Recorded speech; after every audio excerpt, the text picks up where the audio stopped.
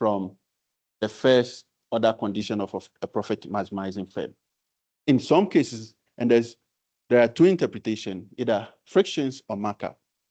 We couldn't distinguish the two more clearly, but whatever it is, whatever misallocation it is, if eliminate all this allocation, as I showed, aggregate output would increase. We see that in some cases, inefficient firms produce with optimization frictions, and in some cases, inefficient market fail to stop firms from exercising market power. I mean, we have some set of policies, but because we are there, our result is correlational. I will just leave it as it is for now. Thank you very much.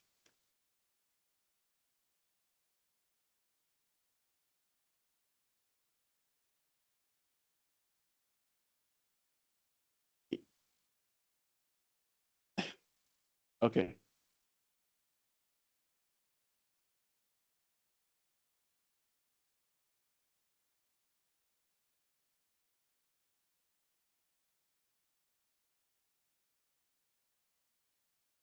Okay.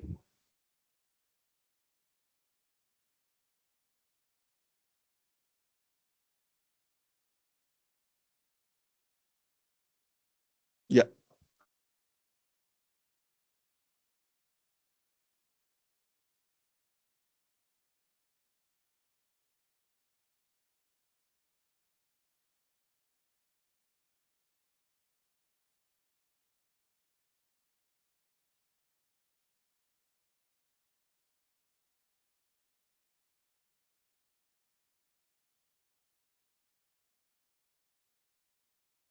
Yeah.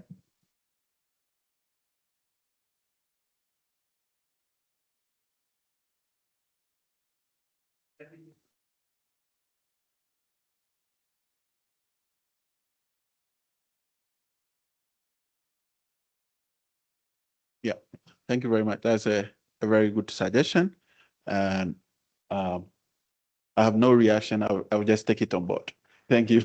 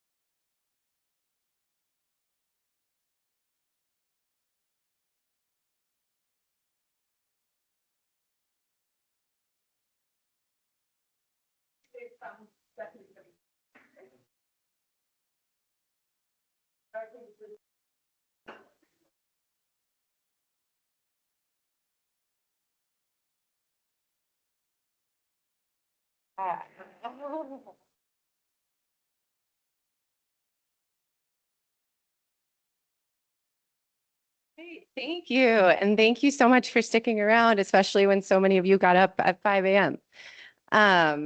All right, so let's see, just uh,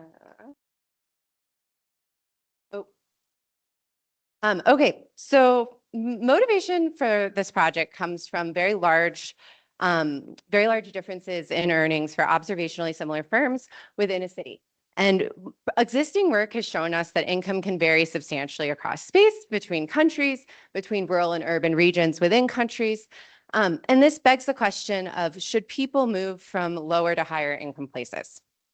And the answer really depends on the reason for these spatial income gaps. So if it's the case that people have already sorted to their best locations, or that they don't want to move, then we would expect negative or small gains of facilitating their mobility over space.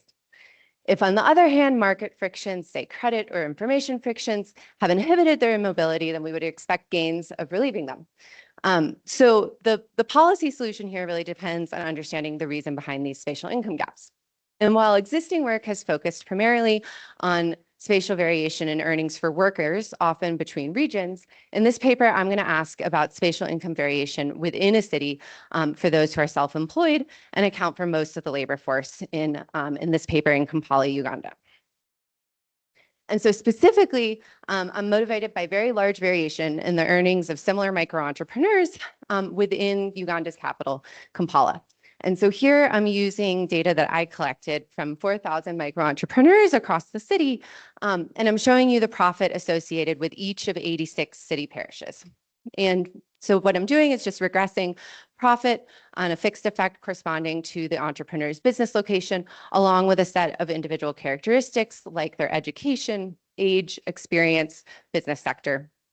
And what you can see is even after controlling for these characteristics, very large spatial variation in earnings remains. So the profits associated with the 90th percentile location are more than 3 times those associated with the 10th percentile city location. And again, this is after controlling for the individual characteristics of the entrepreneur. So you can think of this as a female avocado seller with 5 years of experience earning substantially more than a female avocado seller with a similar amount of experience in another part of the city that may only be a few kilometers away. And just to fix ideas here, I'm thinking about this in the context of mobile micro entrepreneurs. So these are own account workers who aren't hiring any employees other than the manager or the owner who is the manager. They're not paying rent for their location in most cases, and this covers both formal or informal types of payments to use space, and they have no fixed structure. So this might make this variation all the more perplexing in that we would think that these types of entrepreneurs would face relatively low physical and contractual barriers to moving. And of course, there's many possible explanations for this. So it could be selection on characteristics that I haven't observed. Perhaps it's the case, for example, that high aspiration entrepreneurs have already self-selected into the central business district. It could be amenities or shadow costs, which if we could measure would equilibrate real earnings over space. So maybe it's the case that the locations with higher profits are also those in the most congested, least desirable parts of the city that entrepreneurs would rather not locate in. And then finally, it could be market frictions, perhaps several, which have led entrepreneurs to locate in suboptimal places. And I'm not trying to rule any of these out. And in fact, I think it's quite likely that they all exist to varying degrees. But in this particular paper, I'm going to focus on the extent to which I can rule in or rule out 2 particular market frictions that might constrain entrepreneurs' business locations. So I'm interested in the extent to which these frictions inhibit firm location decisions, and I'm going to answer this using an RCT and a spatial model that let me quantify the income and welfare gains of moving within the city. And so just to briefly preview the paper, I'm going to start, and you've seen some of this already, by showing you that similar entrepreneurs earn very different profits across locations within the city. I'm then going to use a field experiment to test for specific liquidity and information barriers that might prevent entrepreneurs from moving to higher profit places and realizing higher profits of their own. And what I'm going to find is that entrepreneurs can increase profit substantially by moving, but only when they receive a bundle of both information and cash. I'm going to find evidence that entrepreneurs have appetite for moving in the short run, but that they do not remain in these places where they earn higher profits in the medium term. And I'm going to show that this is consistent with a willingness to locate in higher profit places when entrepreneurs have access to a consumption floor, but not without. And then while my experiment is very intentionally intervening in partial equilibrium. So I'm moving a few hundred entrepreneurs in a city of 2 million, where this is the most common income generating activity. I'm then going to turn to a model that's going to let me say, okay, what would the income and welfare effects be of relieving these constraints at scale for all entrepreneurs in the city? And there I'm going to show you that income and welfare gains persist even in equilibrium. And so I'm contributing to work on spatial frictions in development. So where much of the existing work on this is focused on frictions that inhibit workers' mobility between regions, I'm going to think about what this means for those who are self-employed in a relatively smaller area within a city. And then I'm going to contribute evidence of simultaneous financial and information constraints that restrict entrepreneurs' investment decisions, which will add to the literature on barriers to microenterprise growth. So diving right in, starting with the descriptive evidence that similar entrepreneurs earn very different profits within the city.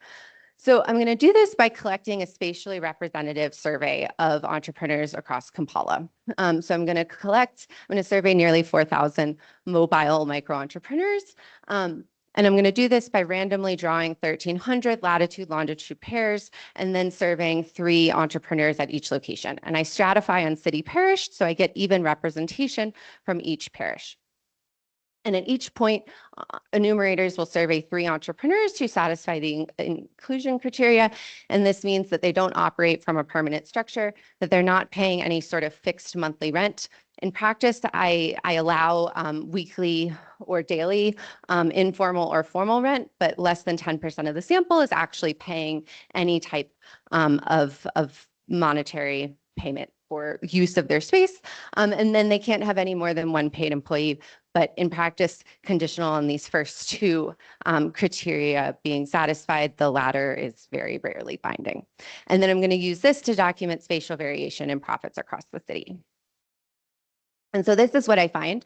This is a map of Kampala, and the black dots correspond to business locations in the city, and the darker green areas are parishes with higher average profits, while the lighter green ones have lower average profits. The dark black outline is the central business district. And so you can see that these higher profit places are really dispersed throughout the city. And so the essence of the research question is, can a firm move from this location to this location and earn higher profits? And if so, what's preventing them from doing so? And within the sample, I find that 2/3 of those surveyed believe that they could be more profitable elsewhere. And when I ask why they haven't moved to that place, the most common constraint that they cite is the lack of liquidity.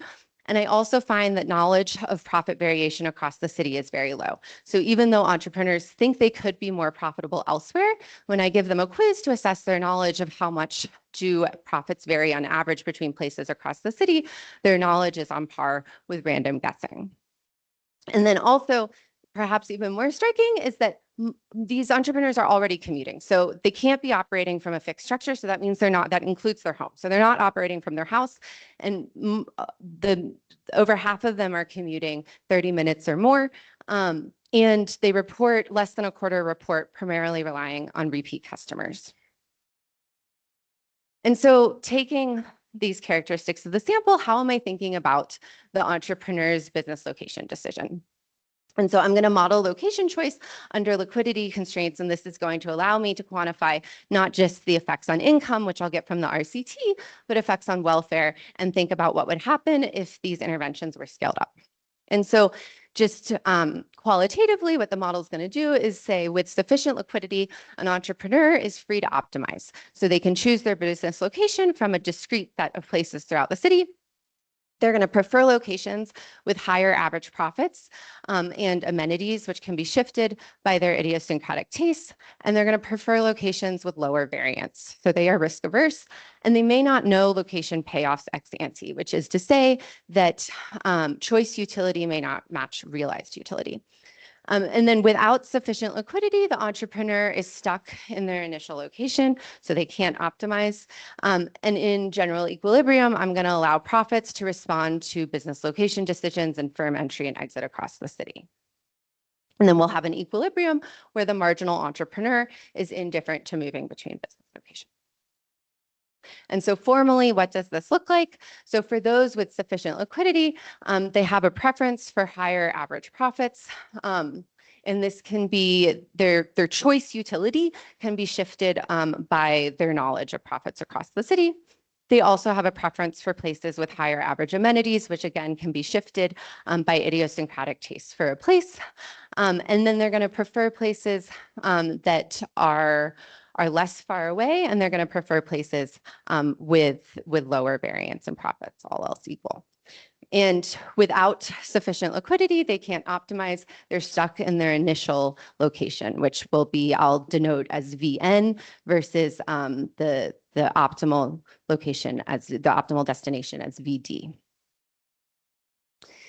And so I'm going to then set up an experiment that lets me test directly whether entrepreneurs can increase their profits by moving across the city. And what this looks like is a 3x2 design where I cross-randomize 2 different liquidity interventions with an information intervention. So this first liquidity intervention is a moving subsidy or a conditional cash transfer. that pays out 7,000 Ugandan shillings per day on any day for up to 8 days that an entrepreneur moves 3 kilometers or more within the city. So the business owner can opt to take this up on some days, but not others. And this subsidy, 7,000 Ugandan shillings, is roughly $2 or about 30% of median daily income. And so what this is going to do is mechanically increase the value of moving to a destination location. And so this will induce a move by anyone with positive net value of the subsidy. So it could be the case that I prefer not to move, but the subsidy overcomes that disutility and I opt to do so under the conditional cash transfer. But in contrast, that you opt to do so under the conditional cash transfer. But in contrast, the unconditional cash transfer is going to pay out the exact same amount, but with no strings attached. So you can locate anywhere, you can stay in your same business location. And so what this allows me to do is relieve liquidity constraints in general with no change in the value of moving to a destination location, VD, relative to your incumbent starting business location, VN. And so if it's the case that entrepreneurs would like to move but face liquidity constraints to doing so, then I should expect a similar response to the moving subsidy as the unconditional cash transfer. If, on the other hand, entrepreneurs prefer not to move, but for some of them, the subsidy overcomes that disutility, then I would expect a different response between the two, where the subsidy is acting as a compensating differential. And so comparing these two will let me get to the extent to which entrepreneurs have an appetite for moving. And then I'll cross-randomize both with an information intervention, which is going to use the baseline data that I collected on entrepreneurs' profits across the city to inform business owners of places in the city with higher average profits for businesses of their same sector. The higher profits that are higher than their starting location on average, again, within their sector. And so specifically what that looks like is those in the information arm will get a card like this that has this information where I've randomly chosen up to 4 locations with higher average profits than the business owner's starting parish. Before randomization, I dropped anyone who was in the highest profit parish for their sector. So everyone had at least one place in the city that they could be informed about. And so they're going to get this card, which on one side is written in English and on the other side in Luganda. And then the enumerator is also going to provide the information verbally for cases of low literacy. And then just to preview what happens in response to the conditional cash transfer. So I'm going to find that 55% of those who are offered the CCT take it up. And this doesn't vary substantially between those who receive the conditional cash transfer with information versus without. But I am going to find important compositional differences in who takes up with information relative to without, which will explain some of my results. And I'll get into that more in a bit. And I also find that conditional on taking up the CCT at any point, almost everyone takes it up for the whole period. So if you take it up on the first day, you then continue taking it up for all 8 days, which suggests that entrepreneurs are having a relatively positive experience moving. I also find that they're moving an average of just over 5 kilometers. So it's not the case that they're just moving the minimum 3 kilometers required to receive the CCT, which wouldn't have been a problem in and of itself, but just would have been revealing for the extent to which there was appetite for moves. And then interestingly, among those who take it up with information, only 9% of them are ever moving to a place that was on that card. So they get the card, it's impactful in who selects into taking up the CCT, but they're very rarely moving to the particular places that I included on it. And so just briefly to overview the sequence of data collection and the experiment, I'm going to do the initial baseline survey, which is what I use to document variation in profits across the city. I'm then going to randomize entrepreneurs to their treatment group and inform them of their treatment assignment, which includes the information intervention if they were randomized to that arm, or information about how the conditional cash transfer or the unconditional cash transfer would work if they're in either of those arms. And then I'll rely on 3 data sets to look at treatment effects, and this comes from a midline survey that I collect during the 8-day intervention period, but of course for everyone in the sample, including the control group, and then a first end-line survey that takes place 1 week after the intervention, and a second end-line survey that takes place 1 to 2 months after the intervention. Okay. And so going into the results, so first I find that entrepreneurs increase profit by moving, but only when provided this combination of information and cash. And to show you this result, I'm going to focus on the response to the CCT with and without information. So those who receive the CCT with information are 37% more likely to move into places with higher average profits.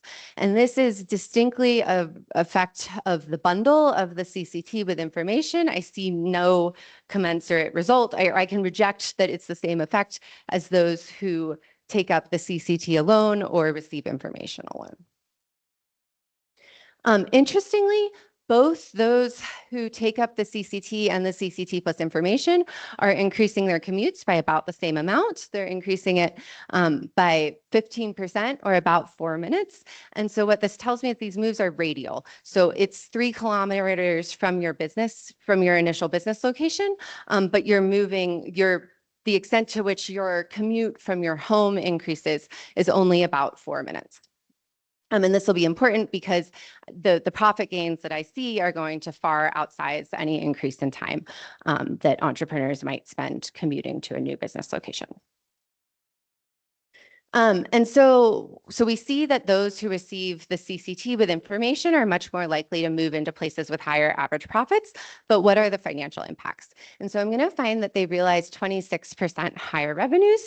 And interestingly, they realize no increase in costs. So the extent to which there is an increase in profit is coming entirely from the demand side. So what I find is that entrepreneurs are moving to places where they're earning higher prices on the goods that they sell, but they're neither incurring greater input costs, which includes buying additional inventory. So they're selling roughly the same quantity at higher prices. And again, this is a distinct effect of the bundle. So I can reject that this is the same effect as those taking up the CCT alone or receiving information alone. Okay, so now I'm interested in to what extent was the CCT just a compensating differential for moves that were profitable, but perhaps not preferable. And so to look at that, I'm going to compare responses to the CCT to the UCT. And what I really want to know here is how would those who took up the CCT plus information, so this is the group that realized positive gains of the intervention, how would they have responded had they instead received the UCT with information? So they still have access to the information, they still have access to the same amount of cash, but they are not required to move. Of course, this is an empirical challenge because CCT plus information compliers differ from UCT plus information compliers in the sense that no one's turning down free cash, but only 55% of the samples taking up the CCT. So what I'm going to do is I'm going to predict CCT take up both for the CCT alone and the CCT with information with baseline characteristics. And I'm going to then define a likely complier set and look at how this likely complier set responds to the various interventions. And so this is going to reveal a self-selection role of the information treatment in that CCT plus info compliers will differ in meaningful ways from those who take up the CCT alone. And so then I'm going to look for this group of likely CCT plus information compliers. What is the relative effect of the CCT with information versus the UCT with information? And so who exactly is this group? They seem to have high human capital in low profit parishes. So this is the group that is likely to comply with information, but wouldn't have complied without. And so they're more likely to come from a below median profit parish. But within that parish, they have a higher rank. They also, interestingly, have more knowledge of profits across the city at baseline. So the information intervention is moving those who had more information to begin with to select into moving. They also have a longer commute time. They're more likely to have credit, which I take as a measure of creditworthiness. And they also are more likely to have below median savings, suggesting that they may be liquidity constrained at baseline. And so taking this group of likely CCT plus information compliers and then looking at the intent to treat effect of the CCT plus information and the UCT plus information, I see that this group realizes the exact same gains, whether they receive the conditional cash transfer or the unconditional cash transfer. And I'm going to show you in a second that they're also similarly likely to move into higher profit parishes and then realize these gains. And so this is going to suggest that the subsidy was not just a static compensating differential for moves that were less than ideal, but it's the case that those for whom liquidity and information constraints are alleviated, that they want to move and there's appetite for moving, at least in the short run. But as I mentioned at the beginning, I'm going to find that they don't remain in these high profit locations after the intervention ends. And so specifically what this looks like here, I'm showing you the effect during the intervention where the blue diamond corresponds to the likelihood of moving into a higher profit parish. And this is the pooled effect of receiving either cash intervention, the CCT or the UCT, with information among the likely complier set. So during the intervention, they're more likely to move into higher profit parishes, and they're realizing substantially higher profits. And interestingly, these gains persist 1 week after. So it's not the case that I pull the subsidies and they immediately move back, which again suggests that there is some appetite for moving within the city. But by a month after the intervention, they're no more likely than the control group to be in a place with higher average profits than their baseline location, and they're no longer realizing any gains of the intervention. And so why is this? And the fact that these effects fade out over time is informative for the role of the liquidity intervention.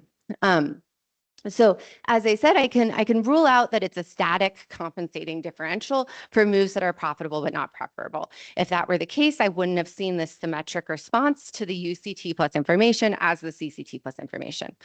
I can also rule out that this covered a one-time fixed cost of moving, in which case we wouldn't have expected the effects to cease over time. I don't see any evidence that this was just a subsidy for learning, where perhaps you might think that I just didn't subsidize them for long enough. They didn't have enough time to learn enough to continue being profitable in locations. And I rule that out because during the intervention, I don't see any difference in the effect on, say, day 8 relative to day 2. So they're not doing any better on the last day of the intervention than they are on the first or second day. Something that is consistent with my results is that entrepreneurs required a consumption floor, so that these cash transfers, either the UCT or the CCT, provided a consumption floor that enabled profitable but risky moves. And I'll talk more about some of the evidence that supports this story. And then something I can't rule out is that perhaps this was just an initial subsidy for moving costs, monetary or non-monetary, that are increasing over time. So maybe you don't mind moving away from your friends for a few weeks or a month, but you do mind moving away from them forever. And so insofar as the risk story goes, I see that those places that have higher average profits also have a much greater degree of variance. So on the left, I'm just showing you standard deviation of parish profits relative to mean parish profits across the city. On the right, I'm showing you the coefficient of variation. So I'm now standardized by the mean, and you can see that the CV is increasing with average profits. So this might suggest, or this shows us that places with higher average profits have a much greater degree of variance, and this might suggest that entrepreneurs would want insurance for moving to these places where they could expect greater volatility in their earnings. And the extent to which the variance increases in these higher profit places is such that I can rationalize a decision not to move without the subsidy with a plausible degree of risk aversion. And even more to this, I see that entrepreneurs realize greater within firm variability of profits. So in orange, I'm showing you the effect on profit. The first orange solid line is showing you the effect on profit during the intervention, where I saw large average effects, and then 1 week after the intervention, where those effects persisted. And you can see that while I see large level effects, I also see a huge increase in the within firm variability. So that's in blue over this period.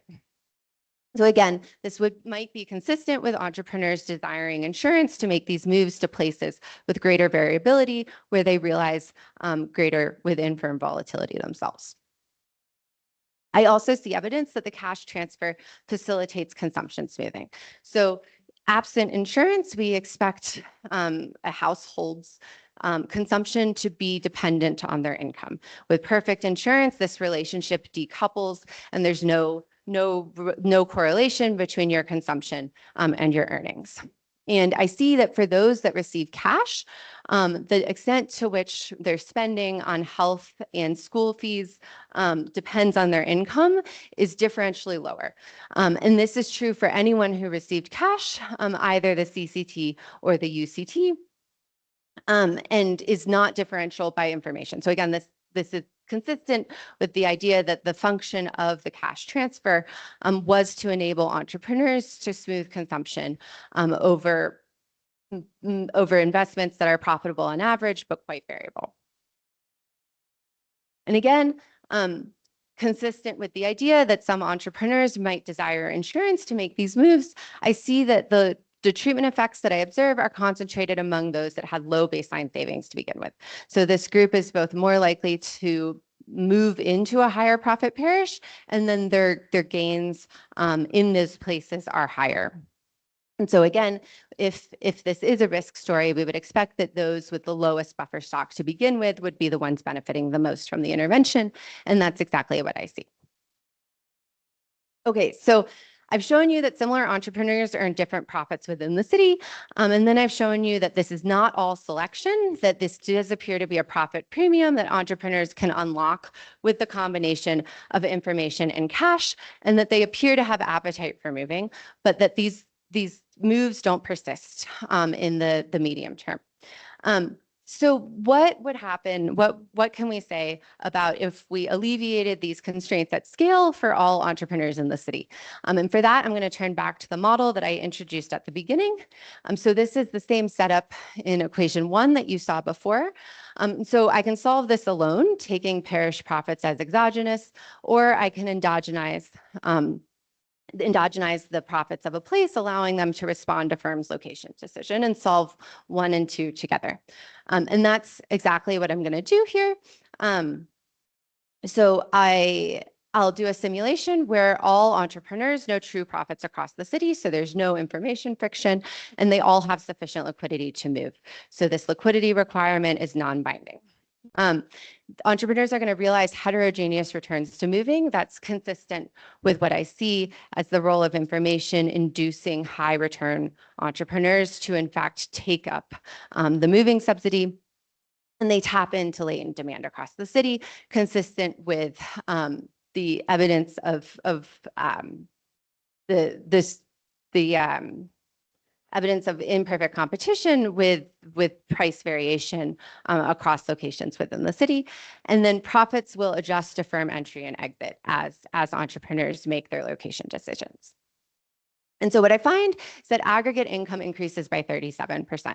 And this is driven by a high degree of dispersion in entrepreneur preferences. So it's not the case that they're all moving to the same place.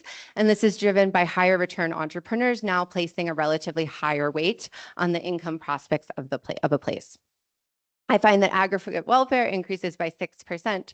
And this is reflecting the income trade-off against other aspects of the entrepreneur's objective. And so just to sum up, I show that similar entrepreneurs earn vastly different profits across locations within the city, that this is not all selection, that entrepreneurs can increase profits by moving, and they exhibit appetite for moving. But they face simultaneous liquidity and information constraints that prevent them from doing so. So they're only able to unlock these profitable moves when they receive this bundle of information and cash. Liquidity enables risk-averse entrepreneurs to smooth consumption, and information leads high-return entrepreneurs to, in fact, make this investment in moving across the city to pay attention to their location decision. And I find via the model that liquidity and information are quantitatively important constraints on both entrepreneur income and welfare. Leave it at that. Thank you.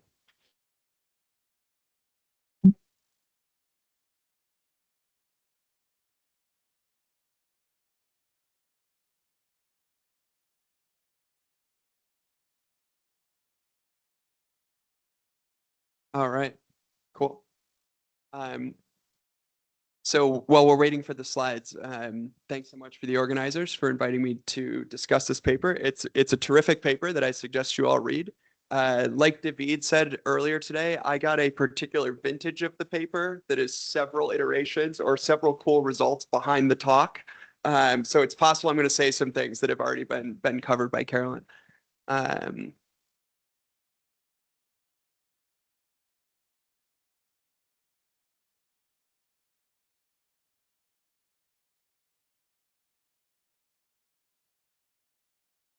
I mean, what are we doing here anyways? You know? All right. I just gotta get it to click. There we go. Okay, cool. So very briefly, the paper does two things. I'm gonna think of like the econometric question here is like, what is it? How do we measure the impact of picking somebody up from a lower profit place and moving them to a higher profit place? And so that's sort of the role of the experiment here, which, as Carolyn pointed out, movers see profit increase, it doesn't persist. There's a second question then, which is like the interpretation of that statistical result, which is this notion that that tells us something about the extent of spatial misallocation in the economy, or in Kampala, I should say. And for that, we of course need a model to interpret it, okay? So the basic idea, again, credit constraints plus information frictions, therefore spatial misallocation. And then of course, as Carolyn pointed out, their higher profit parishes are also riskier, which helps generate this fade out of the effect. I'm not going to talk at all about dynamics, just in the spirit of only having a few minutes. So I want to do two things. I want to talk a little bit about the RCT itself and sort of like how I interpret the market failures that are put forward here. And then the second thing I want to do is think about like, how do we measure compliers in this context? What's the theoretically correct way to think about a complier group? And we'll try and link that back to the credit constraint theory. And if I have time at the end, I think the fact that there's a conditional and unconditional cash transfer here is extraordinarily clever and probably doesn't get enough shine in the paper. And I'm going to try and argue for why that's so important. Sort of the big takeaway here, if I can make sort of a link to the rural urban literature. If you followed that literature, like if you read Mushfik's original paper, it's got sort of this flavor of like, wow, rural urban wage gaps are so big. And look at these big treatment effects if we give somebody a conditional cash transfer. Therefore, there must be huge spatial misallocation. And then you read like section 6 of that paper, and the real point here is like, ... if risk aversion is 15, right? And so, then of course, 9 years later, you write your second econometric about the same experiment, where you say, in fact, same exact paper or same exact experiment, but it's not spatial misallocation. And sort of my view of Carolyn's paper is that it's somewhere up here. And I'd like to see sort of some of the same moments that get used here so we can help distinguish what is driving the underlying economics here. And the big part of sort of like what I'm going to do to get there is propose sort of a different comparison group for thinking about the treatment on the treated results that Carolyn showed you, which instead of accepting the cash is going to be something about who moves in the control group. Okay. All right. So let me just walk through this a little bit. You saw this picture already. This is what Carolyn showed you, but I want to dive into some details. So what Carolyn does is run a cross-sectional regression in November of 2022.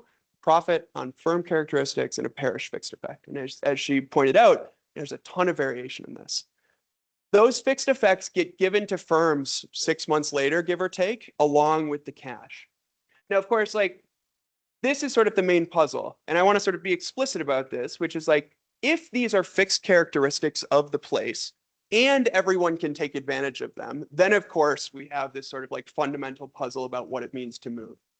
But of course, like, we all know, like, what's in a fixed effect? Well, it's the impact of the place It's the impact of selection. It's something about the technology that links together individual productivities with the place.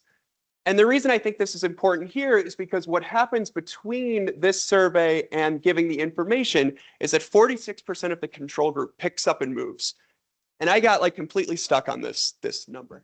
So some of it is by design, as Carolyn was mentioning, but then even if you sort of look at like how people estimate their own moving costs, it's about 1% of saving. And if you then look at sort of like where the control group goes, like half of them sort of go down the distribution, half of them go up the distribution. And to me, I just like, before we get into the interpretation of the RCT, I just think like at an intuitive level, this kind of seems like a situation in which experimentation with location is cheap. And there are reasons, like even by insurance standards, if I were to write down a model where, you know, moving costs 1% of savings, it just seems sort of hard to sustain that in equilibrium.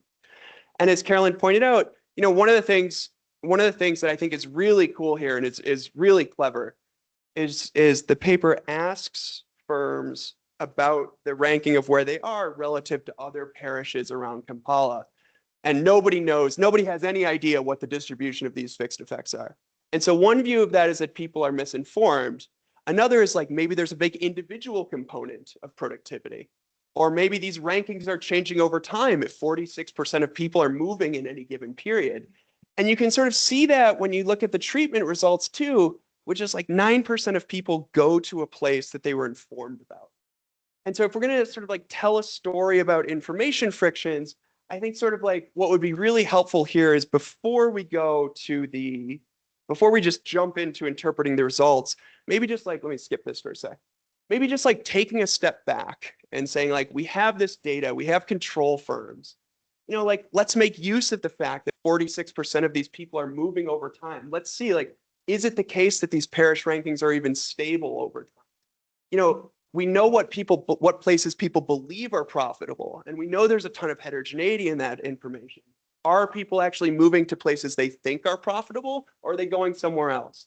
And then finally, I think, given that there's so many moves, I would love to see just sort of like the classic like switcher fixed effect regression on control movers.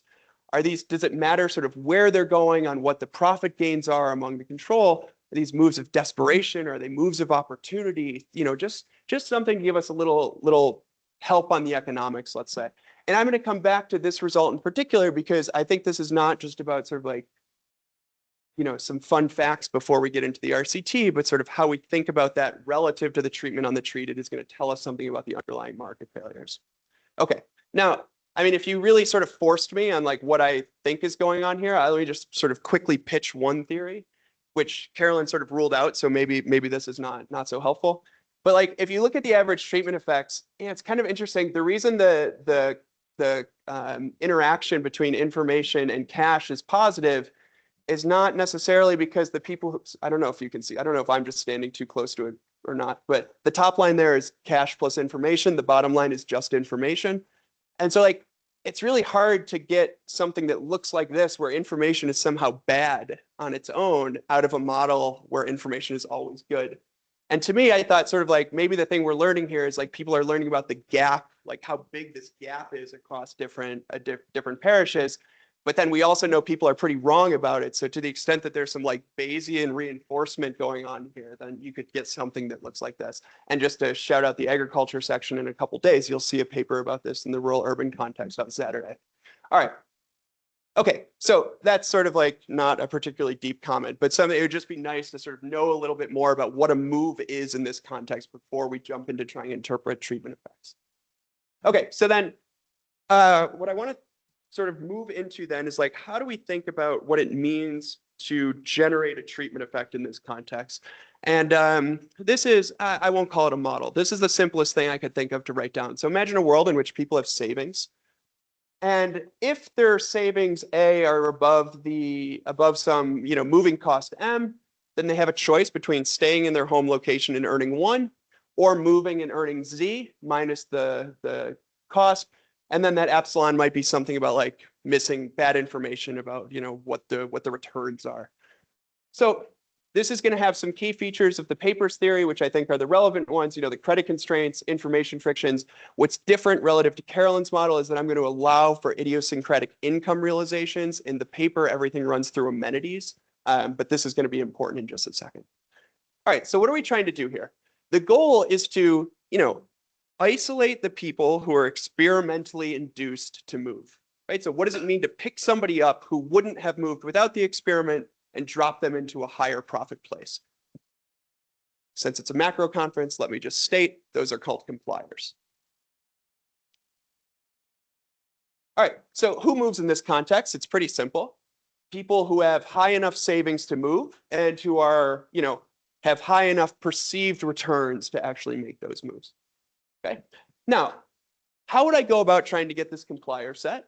Well, the classic version of this, we're going to instrument moving with assignment to treatment.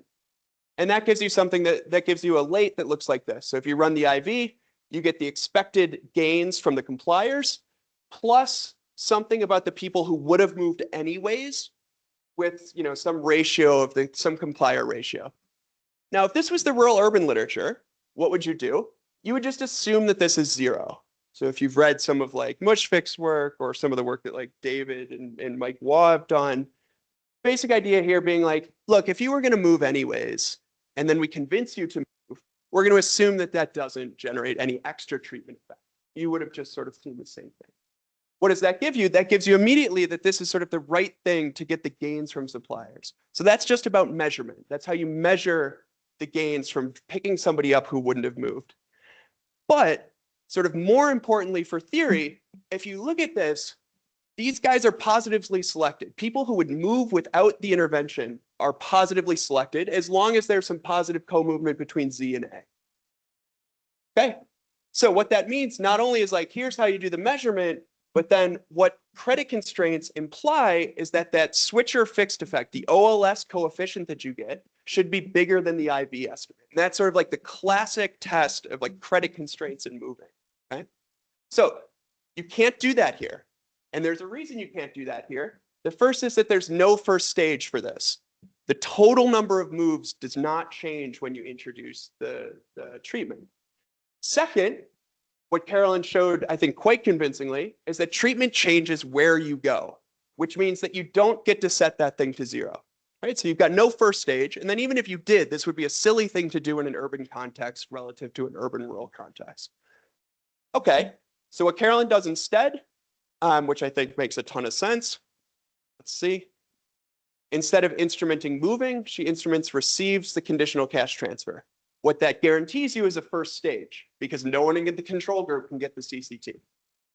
What it does, however, is change what the IV tells you. So the IV then basically, like roughly what happens when you change the instrument like this is it switches from differences to levels. And so you get a weighted average now of compliers and the always movers and their changes in income. But because there's no first stage, what it actually gives you here is it just tells you about the people who are going to move anyways. That's a super interesting moment, but those people are already rich. So like if we're going to try and interpret these treatment on the treated coefficients as telling us something about credit constraints and the viability of credit constraints, this might not necessarily get us sort of the thing that we're after. Okay, and so this is actually a question mark. It's not a bracket. And so then I guess like if we think that this is sort of the test that we want to measure credit constraints, I'm not exactly sure how we link this back to this in this context. Okay, but I think there's like a pretty easy fix for this, which is instead of instrumenting, take up the conditional cash transfer, where we know that there is a first stage, and Carolyn showed us, is like moving up the profit distribution, up that profit ranking. Right? So here we can get right back to where we were before, which is now all of a sudden like the only assumption you need here is to say, well, if somebody was going to move up the profit ranking before, and then Carolyn shows up and says, where you should move is right here. As long as you're willing to assume that the effect on those people are 0, we're right back to where we want to be, which is measuring the compliers and all of the same stuff that we've learned from the rural urban literature over the past 10 to 15 years goes right through. Okay, so that's sort of my suggestion, is that there might be a better way to think about like how to run the lates here to get something that helps us link the theory back to the measurement a little bit more closely. This has a second prediction that turns out to be really, really nice, which is, well, if an alternative theory here would be these people, it's not about like the fact that they're just too dumb to move or they don't know what the information structure is or something like that. Maybe they just move when they're just really desperate to go get some earnings. That's sort of the theory if you want. That's like the Lagakos et al. Reinterpretation of the earlier rural migration work. And there you sort of get like, well, then there's no spatial misallocation. It's not that people don't really want to move, but they move when they get desperate enough. That has this kind of interesting implication, which is, well, instead of having these positively selected movers, movers are now negatively selected. And that implies something pretty particular, which is that the OLS should be smaller than the IV. So my claim here is that like that relationship is like really central to understanding the mechanisms here. And if you want to put forward that it's credit constraints, this relationship's really helpful. But also there's a second effect here, which is I thought was just like could be exploited more, let's say, which is that if people don't actually want to move, but they only move when they're really negatively shocked, the UCT should do nothing. People should just stay. They should just sit there and enjoy the fact that they now have higher income. And what Carolyn finds is that that doesn't seem to be the case. And so that to me is sort of like one of the best pieces of evidence that this is not, or that this is about credit constraints. The only thing I would suggest is that once you get the complier group right, you just sort of rerun them with a different complier group. Okay, so I think I'm just about out of time, and I'll stop here. I just think this was just like a fantastic paper. I think this idea that like we could run an experiment on cash transfers and information among people who have higher profit neighborhoods less than 2 kilometers away and still find effects this large. I mean, it's just like super, super interesting. I think there's like a little bit simpler stuff to do, just sort of telling us a little bit more about how it works. And then also trying to think through some of the theoretically consistent ways to measure the late. But otherwise, it was just a super fun paper to read. So thanks.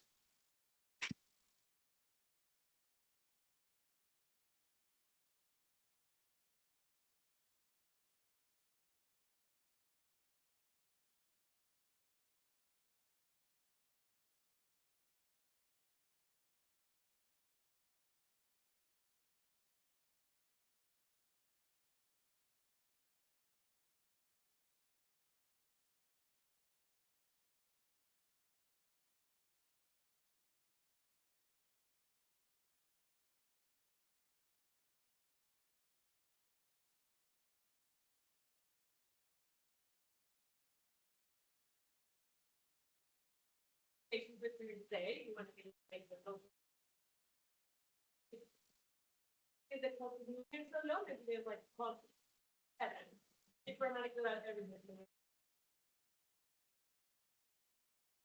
Sure. Yeah. I think maybe I'll collect a few questions and then, yeah.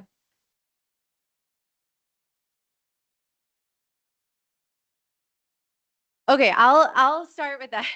So the rank is positively correlated over time. So it's the rank at the at the baseline predicts the rank of locations 6 months later. So that is something that I've done and should have included today. But yes, so the rank is persistent over time. And to both, and maybe I think, yeah, to both your and Kevin's point, and thank you very much, Kevin. That was a great discussion. I love the idea of exploiting the switchers in the control group and using the late and the late and the OLS to sort of better tie the empirics to the theory. So thank you. And maybe I think another great point that Kevin brought up that gets to your first question about location. So I did want to clarify that. So exactly sort of as you mentioned this, how to think about the location of a driver. So I do have 2 pre-intervention observations on all of the businesses. And so I find that they tend to stay within, they are mobile and I selected a sample without fixed capital. So we expect that to some extent, but they tend to stay in a 1.5 kilometer radius. And so it's something like 80% of the sample is moving less than 2 kilometers. And so that is how I choose this 3 kilometer threshold that for my conditional cash transfer.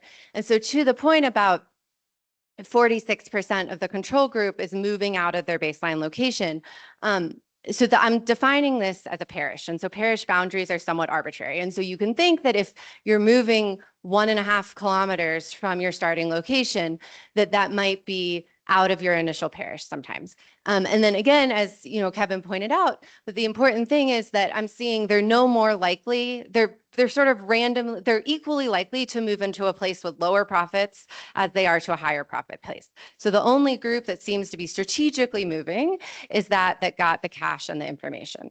And again, I think something that Kevin hit on in his discussion, I think really the most powerful result here, and what I'm relying on empirically, not so much the treatment on the treated or the late that I see in the conditional cash transfer, but just the pure intent to treat for that group that has the baseline characteristics that are likely to respond to the CCT with information that received either type of cash transfer along with information. And I think I didn't have time to go into that in as much detail as I would have liked to today, but really what I'm seeing the role of information as is sort of inducing this particular set to take up. So it doesn't seem to be the case that it's not directing people to a particular place. So it's as if a certain group of high return movers had a prior about a good place to go. I verified their priors with my intervention. And then they said, okay, now I'm willing to take that risk that you've given me the cash and you've verified my priors. But it's not so much that I'm actually providing them with information that they didn't have. And in fact, I see that those who are responding to the information are those that actually had more information to begin with. But maybe I'll leave it at that unless there are any other last questions. Yeah.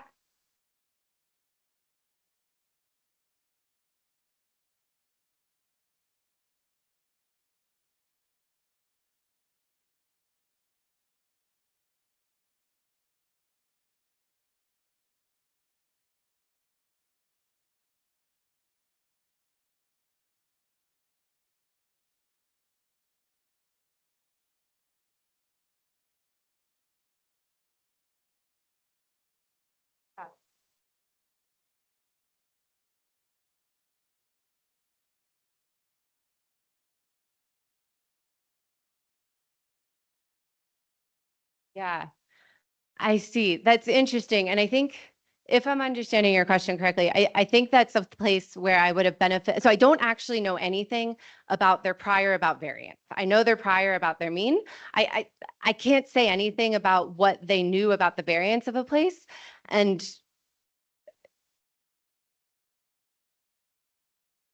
sure.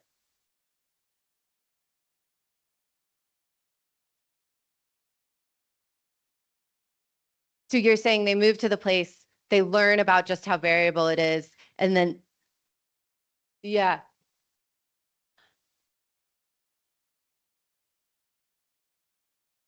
Yeah. They update their posterior and it says, oh, well, I guess I was wrong. Right, right. I guess to that, I would say that I'm seeing higher returns on average. So on average, they're realizing huge gains, and I'm seeing that they keep moving throughout the intervention. So for those 8 days, conditional on moving once, nearly all of them are moving the whole time, and even the week after. So within that period, I'm thinking they're experiencing some bad draws, and they're continuing to move given the realization of higher average profits. Yeah.